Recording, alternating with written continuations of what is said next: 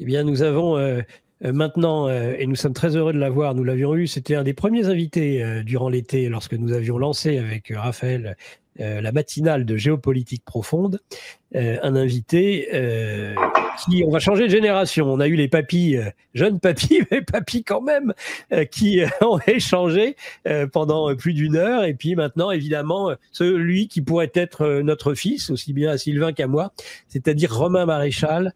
Bonjour Romain, et bienvenue dans cette matinale de géopolitique profonde. Bonjour Nicolas, merci pour cette invitation. Et effectivement, je suis ravi de revenir à nouveau. Et non, la jeunesse est un état d'esprit, donc tout le monde est jeune chez GPTV. Absolument, tout à fait. Je pense que les derniers mots de l'échange que nous avons eu avec Sylvain Ferreira a dû résonner en vous, mon cher Romain. Je rappelle que le 1er décembre 2023, vous lancez une plateforme de streaming baptisée L'Épopée, qui a pour but de faire rayonner la France et fédérer derrière le patrimoine commun français, justement. Donc, ce sont des émissions principalement culturelles consacrées beaucoup à la vie locale, mais avec des reportages en immersion, des documentaires, comme vous le dites, 100% français, mais qui ont une résonance et un rayonnement dont vous espérez évidemment qu'il soit non seulement national, mais même international, Romain Maréchal.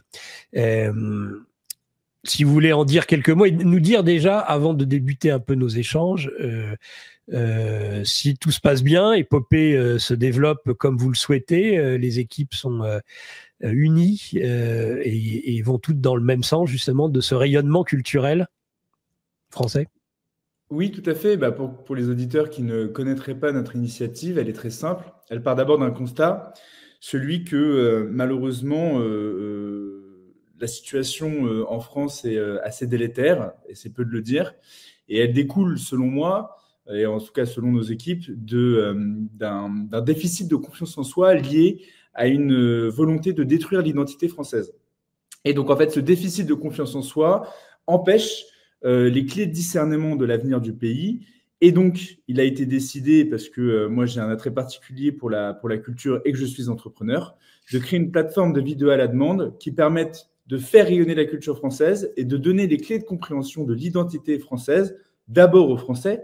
Et vu que la France est comment je dirais, est une grande dame qui rayonne encore dans le monde et que les idées françaises s'internationalisent facilement, et ben de fait, avoir des ambitions telles que celles du Puy du Fou, et pourquoi pas aller conquérir déjà la francophonie, et puis après d'autres pays qui ont justement cette aspiration au conservatisme au sens valorisation des traditions qui font pour le coup de la France un grand pays. Et donc on l'a fait avec de la vidéo, parce que la vidéo, c'est un médium qui est extrêmement consommé. Ça représente plus de 80% de la bande passante Internet. Et en plus de ça, c'est surtout que le divertissement en particulier, à savoir tout ce qui est documentaire, reportage, émissions culturelles, ce que nous faisons déjà, mais l'objectif, c'est évidemment la fiction, sont des moyens justement comment je dirais, de toucher le cœur des Français, de s'adresser à leurs sentiments et de transmettre des histoires, un terroir et une identité de manière, je dirais, ludique. Donc le divertissement et en particulier la fiction, c'est notre objectif, c'est ce que nous faisons chez Épopée. Voilà, vous connaissez des grandes plateformes américaines, Netflix, Amazon, Apple, pour ne pas les citer. Et ben justement, il était pour moi nécessaire de créer une plateforme également de vidéos à la demande française, et qui a justement cette mission de valoriser et de donner les clés de compréhension de notre identité. Voilà, et donc c'est ce qu'on a fait. Merci de le rappeler, il y a plus d'un an. C'était un pari très audacieux, parce qu'évidemment, comme souvent à droite, on est parti avec peu de moyens, mais on avait du cœur à l'ouvrage, une forte ambition. Et petit à petit, l'oiseau fait son nid, et on est aujourd'hui, l'équipe s'élargit, on a la chance d'avoir des nouveaux collaborateurs, on a pas mal de projets qui se développent, on aura peut-être l'occasion d'en parler, mais un festival de courts-métrages enracinés, comme je le disais, pour lever justement tous les lièvres de la création artistique, tous les artistes qui voudraient justement contribuer à cet essor de l'identité et de la culture française. Et puis d'autres projets, voilà, mais on aura peut-être l'occasion d'en parler. Mais ce que je veux dire par là, c'est que la situation est peut-être compliquée, mais en tout cas, il y a une renaissance, il y a un renouveau, il y a un regain d'intérêt pour l'avenir du pays. Je le vois notamment parce que j'ai 30 ans, 2 enfants, donc je suis vraiment à cheval entre 2 générations. Et je vois déjà, évidemment, le constat fait par nos aînés, et merci de le faire d'ailleurs, et je sais que GPTV y est pour beaucoup. J'ai la chance d'ailleurs de recevoir ces personnes-là sur mon média Impact, qui est un podcast, et aussi la jeune génération qui est pleine de fougue, qui retrouve la foi et qui ne veut pas se laisser faire, et qui a bien compris, parce qu'elle est érudite aussi, c'est un des avantages des plateformes numériques et des réseaux sociaux. Elle est consciente que dans l'histoire de France, il y a eu des moments difficiles et que rien n'est jamais perdu quand on est français, parce qu'à Dieu, rien n'est impossible. On rappelle que parmi les reportages que je conseille vivement, les reportages sur le vin avec Joseph Pétier, le digne fils de son père, du bon général Pétier, qui rattache en plus le vin et la tradition du vin aux cisterciens, aux moines et à Cluny et ça justement, c'est le signe par rapport au vin festif, au vin festillant d'aujourd'hui. Rappeler tout ça, c'est une de nos, et on le dit, enracinement. Mercredi sur Radio Courtoisie, dans le libre journal de la Résistance française, nous évoquerons entre autres avec Bruno Quenu comment cette vigne est une parabole de l'homme, et combien on force au nanisme, non pas le rampant qui va chercher de la lumière là où il le trouve, mais on l'oblige à se redresser, verticalisation, comme l'homme pour la vigne, et on va plonger à des dizaines de mètres en profondeur. On rappelle que la vigne par exemple en Bourgogne, elle fait quoi? 1 mètre de haut. Par contre, il y a 30 mètres, il y a 50 mètres parfois de racines. C'est la meilleure parabole qu'on puisse faire justement de la France et de ce que vous recherchez. On dit radicaux. Ben vous êtes, j'espère bien, des radicaux. Comme moi, je suis un radical, pas radical socialiste, au sens radical. Radical, ça vient de radis. Radis, c'est la racine. Il faut revenir aux racines. Tout à fait. Tout à fait, surtout dans un monde aussi volatile, aussi déconnecté, qui parfois nous pousse à faire appel à nos instincts les plus primaires. On ne prend plus le temps de se retourner vers cet héritage, de le contempler, de le valoriser, vers la foi également, le fait de prier, etc. C'est des moments où il faut prendre le temps. Voilà. On oublie de prendre le temps, et l'enracinement, c'est un long processus qui met du temps à se mettre en place. C'est comme l'excellence de nos artisans français. Je pense qu'on va parler de Notre-Dame et de sa renaissance aussi, mais sa résurrection même. Mais en tout cas, voilà, c'est ça, exactement le maître mot, c'est l'enracinement. Et je pense que c'est comme ça qu'on arrivera à soigner les maux MAUX de notre belle et chère nation. Eh ben, très bien, mon cher Romain, vous faites les réponses et puis les questions. En tout cas, cette question c'est très bienvenu. L'esprit de tuilage est excellent. Pourquoi ne pas parler justement, et j'aimerais savoir ce que vous avez pensé, ce que peut-être aussi une partie de votre génération pense, de cette renaissance de Notre-Dame et de la séquence qui va du feu de Notre-Dame jusqu'à sa renaissance, et peut-être aussi sa récupération politique. Oui, bah alors je vais vous dire, moi je trouve que c'est un formidable symbole, peut-être qu'il nous a envoyé du ciel, peut-être même sûrement, de la situation française. C'est-à-dire qu'en fait, il y avait ce magnifique édifice et surtout cet incroyable hommage rendu, je le rappelle, par Louis VII, qui a voulu, par l'intercession de Sainte Marie, justement, redresser le pays dans une situation calamiteuse, je le rappelle, où vraiment la situation était terrible. Et par cet hommage, ce monument dressé vers le ciel, justement, en faire appel justement à Sainte Marie pour venir en aide aux Français. Et donc moi, je me rappelle, il y a 5 ans, effectivement, cette dame qui était là, où on ne faisait pas forcément spécialement attention, en tout cas pour les Français en général. On se dit, bon, bah, ça fait partie du paysage depuis 1000 ans, elle sera encore là pour 1000 ans. Et en fait, on s'est aperçu qu'en ne faisant pas attention à notre héritage, eh ben, il pouvait être amené à disparaître. Et c'est exactement ce qui s'est passé, malheureusement. Cet incendie terrible, et je ne reviendrai pas sur les causes parce qu'évidemment, l'enquête est classée secret défense, j'ai l'impression, parce qu'il y a très peu d'informations qui sortent. Mais en tout cas, justement, de se dire, bah, il y a eu un espèce de sursaut national et même une grande partie internationale, hein, parce que je pense que c'est une émotion universelle qui a été suscitée, mais en particulier celle des Français, même des Français laïcs, enfin athées, je veux dire. Et donc, non, déjà la première chose, c'est de se dire que notre héritage est éternel qu'à partir du moment où on en prend soin et on le valorise pour les futures générations, parce qu'évidemment, chaque évolution apporte son lot de modernité, mais modernité au sens noble du terme, au sens de la transmission. Donc ça, c'était pour l'épisode calamiteux, je puis dire, de cet incendie. Et puis, petit à petit, on a vu la mobilisation des pouvoirs publics qui se sont relativement effacés. D'ailleurs, j'en parlais avec Charlotte Dornelas lors d'un entretien là, qui vient de sortir sur notre chaîne YouTube Impact, où effectivement, le pouvoir public, pour une fois, s'est effacé, a laissé les cléricaux et surtout les artisans reprendre la main sur cette construction. Et on voit le résultat au bout de 5 ans. Déjà une mobilisation énorme financière. Hein, c'est 800 millions d'euros qui ont été levés pour la reconstruction de Notre-Dame, de particuliers. Alors, évidemment, il y a eu des grandes figures comme Bernard Arnault, mais beaucoup de particuliers.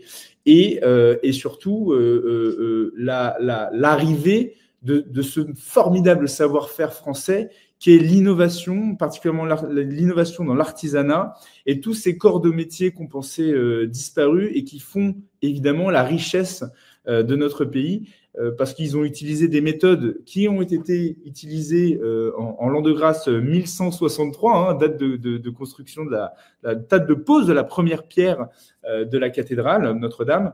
Et ça fait partie également de cette fierté nationale, ce savoir-faire, cette innovation.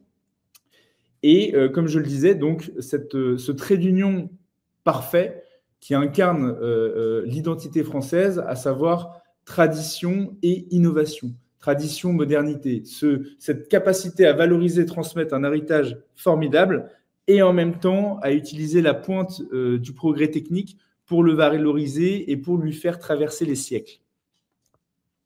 Alors, là, je vais vous pousser, Romain, un peu dans vos retranchements par rapport à ce que vous venez de dire, en faisant une comparaison avec le développement de l'armée française, sa technologie, ses canons César, ses avions Rafale, une technologie de pointe. Sous-marin nucléaire. Ou ces sous-marins nucléaires avec des ogives qui sont relativement modernes, même si elles n'atteignent pas l'hypersonique. C'est dommage que nous n'ayons pas fait confiance à un de nos meilleurs astrophysiciens et que les Russes nous aient piqué la formule de l'hypersonique. Mais ce que je voulais dire, c'est que comme dans le cas des artisans, Romain, j'ai l'impression qu'on a, comme l'armée, une armée de prototypes. Oui, pour une innovation très ponctuelle. Et que donc on nous présente comme un miracle. Un intervenant dernièrement me rappelait que la Sainte-Chapelle avait été construite en moins de temps qu'il a fallu pour reconstruire juste certaines parties de Notre-Dame. Et que ce qui était la France dans toutes ses profondeurs n'est plus aujourd'hui que quelques métiers de niche, un artisanat, exceptionnel. Alors là, je ne vous le cache pas, mais il n'en reste plus beaucoup. Et puis la transmission de père en fils, moi, je sais que c'est bien compliqué. Et je vis maintenant, je suis un néo-rural. Je peux vous dire, des artisans, du savoir-faire, il y en a, mais ils vieillissent. Des jeunes, il y en a de moins en moins. Le fils ne travaille plus avec son père. Il n'y a plus tout ça. Donc, relever en effet les qualités, le génie technique ou le génie des artisans français, oui, mais comment faire pour que cette transmission elle aille au-delà de simples prototypes, enfin un one-shot, on le fait une fois, mais on serait incapable de le faire 100 fois, par exemple, sur tout le territoire. Oui, c'est une excellente question parce qu'évidemment, moi j'arrive avec ma fougue et mon espérance pour l'avenir, mais il est évident que la situation est compliquée, hein, c'est peu de le dire. On en revient un petit peu à mon préambule, c'est-à-dire que pour moi, l'identité, la compréhension de l'identité de ce qui fait notre nation est un préalable à toute bonne décision, qu'elle soit politique, sociale et comment je dirais, et d'ordre à améliorer la situation. C'est un manque de vision qu'on a en réalité. On a vu Macron et la Startup Nation, on voit où ça en est aujourd'hui. Mais le problème, c'est que c'est toujours le même bal des hypocrites qui se retrouvent au gouvernement. C'est pas à vous que je vais apprendre qu'on a vu revenir Bayrou, après 30 ans de politique à l'extrême centre, ce qui est assez insupportable. Qu'est-ce que ça inspire votre jeunesse, ce vieux cheval sur leur tour? Est-ce que c'est avec ça qu'on va faire la France de demain? En fait, c'est des exemples, tout ça, ce sont des exemples du même constat. C'est-à-dire que, selon moi, évidemment, que ce soit la perte de nos talents qui vont à l'étranger parce qu'ils seront mieux payés, mieux considérés, que ce soit effectivement la présence de ces politiques de très bas niveau qui ont mis la France dans un état sans dessus-dessous, tout ça est la conséquence justement d'un manque de compréhension de qui nous sommes et surtout de grandeur, de vision, comme je vous disais. Si nous sommes conscients de l'histoire qui nous a précédés et des opportunités qui se présentent à nous, je rappelle, petit exemple historique que j'aime à rappeler, le général de Gaulle, quand il libère Paris, la France est dans un état lamentable, des grandes villes sont détruites, les Français ont perdu en moyenne plus de 10 kilos, et puis à l'époque, il n'y avait pas de fast-food, il n'y avait pas de junk food, il n'y avait pas toutes ces horreurs, il n'y avait pas des gens qui étaient obèses, ça c'est peu de le dire. Et aujourd'hui, on a...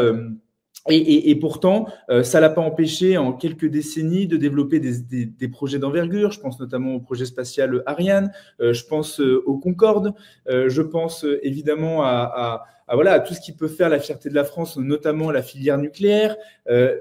En quelques années, en réalité, on a pu découvrir d'une situation de chaos lamentable, catastrophique, où la France a failli disparaître, objectivement, à une résurgence économique, à un bien-être. On a connu les 30 Glorieuses avec le baby-boom et ça fait partie d'ailleurs d'une des forces de la France encore aujourd'hui, même si c'est juste, à savoir sa force démographique. Donc, ce que je veux dire par là, c'est que c'est un des derniers exemples récents d'une situation compliquée et pour autant, grâce à une bonne compréhension comme je dirais, de l'environnement et du contexte, nous a permis de regarder vers l'avant avec une vision incarnée en la personne du général de Gaulle au moment de la libération. Donc, ce que je veux dire par là, c'est que, évidemment, la France, c'est ce grand pays qui va de crise en crise, mais qui, entre chaque crise, justement, est capable de rayonner, de par son intelligence, la bravoure des Français eux-mêmes, parce qu'il ne faut pas oublier, d'ailleurs, on a un programme sur Épopée qui s'appelle « Ceux qui font la France », mais qu'en réalité, la première ressource de la France, c'est d'abord les hommes qui la composent, et les hommes qui la composent sont inspirés par ces siècles, justement, d'ambition, d'innovation et de vision pour un avenir meilleur. Et vous appelez à la mise en place d'un euro numérique. Absolument. Absolument. Nos élites déroulent leurs plans contre nous. Mais nous aussi on a des plans contre eux. Déjà au travers de nos émissions avec une revue de presse économique pour faire le point avec vous, puis dans notre revue mensuelle avec des analyses financières et des solutions de décentralisation, et surtout dans notre stratégie anti-CBDC. Plus de 3 heures de contenu exclusif et gratuit pour apprendre concrètement à préserver votre épargne. Au programme, protection anti-crise, anti-banque, anti-État et bien d'autres solutions. Le temps joue contre nous, mais on peut se défendre.